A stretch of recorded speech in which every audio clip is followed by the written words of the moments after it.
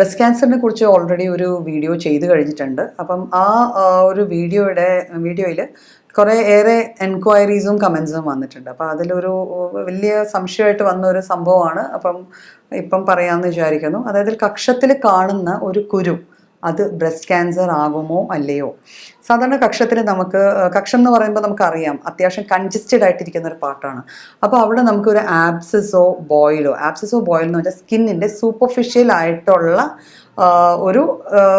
ഒരു സംഭവമാണ്, ഒരു അസുഖമാണ്. അതായത് കുരു എന്നൊക്കെ പറയുന്ന പോലത്തെ സാധനങ്ങളാണ്. അത് സ്കിന്നിൻ്റെ സൂപ്പർഫിഷ്യലായിട്ട് മാത്രം ഉണ്ടാവുന്ന ഒരു സാധനമാണ്. അത് ഉണ്ടാവാം.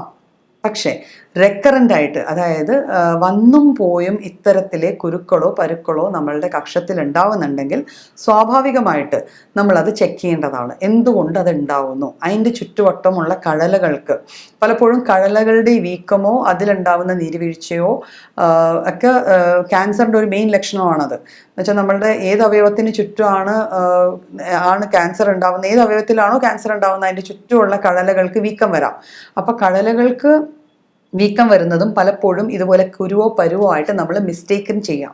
ഇപ്പോൾ റെക്കറൻ്റ് ആയിട്ട് വിട്ടുമാറാതെ നമുക്കിങ്ങനെ 3-4 മാസം കൂടുമ്പോൾ പരുവോ കുരുവോ വരുവാണെങ്കിൽ നാച്ചുറലി നമ്മളൊരു സർജനെ കണ്ട് അതെന്താണ് എന്ന് ഡയഗ്നോസ് ചെയ്യിക്കേണ്ടതാണ്. പിന്നെ കുരുക്കളല്ലാതെ വേദനയില്ലാതെ ഉള്ള തടിപ്പുകളാണത് എങ്കിൽ ഉറപ്പായിട്ടും അത് നമ്മളൊരു സ്ക്രീനിങ് ചെയ്യേണ്ട, ഒരു ഗൈനക്കോളജിസ്റ്റിനെയോ ഒരു ക്യാൻസർ സ്പെഷ്യലിസ്റ്റിനെയോ കണ്ട് അല്ലെങ്കിൽ ഒരു ഫിസിഷ്യനെങ്കിലും കണ്ട് മിനിമം നമ്മളത് എന്താണ് എന്ന് നോക്കേണ്ടതാണ്. ബിക്കോസ് ബ്രസ്റ്റ് ക്യാൻസർ ആണെങ്കിൽ അതിലെ ഏറ്റവും വലിയ പോസിറ്റീവ് പോയിന്റ്, ഏറ്റവും വലിയ പ്ലസ് പോയിന്റ് എന്ന് പറഞ്ഞാൽ ബ്രസ്റ്റ് ക്യാൻസർ എത്ര നേരത്തെ നമ്മൾ ഡയഗ്നോസ് ചെയ്യുന്നു അത്രയും നമുക്ക് ഒരാളുടെ ലൈഫ് എക്സ്പെക്റ്റൻസി കൂട്ടാം. ഒരാളുടെ അസുഖം പൂർണ്ണമായിട്ടും വേണമെങ്കിൽ നമുക്ക് ചികിത്സിച്ച് മാറ്റി നോർമൽ ലൈഫ് ലീഡ് ചെയ്യാം. അപ്പോൾ അതുകൊണ്ട് ഇത്തരത്തിലെ ചെറിയ ലക്ഷണങ്ങളെ നമ്മൾ ഒരിക്കലും ഇഗ്നോർ ചെയ്യരുത്.